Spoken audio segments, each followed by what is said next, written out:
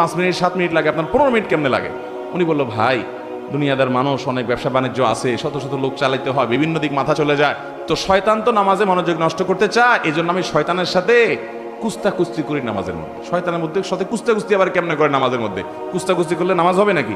বলে যে কুস্তাকুস্তি সিস্টেমটা হলো এই, আমি যখন নামাজে দাঁড়াই, সূরা ফাতিহা অন্য সূরা পড়ি, তখন শয়তান আমারে যত আকতা কুকতা সব মনে করে দেয়, তখন আমি কুলে উঠতে পারি না, আল্লাহর কথা স্মরণ আসে না।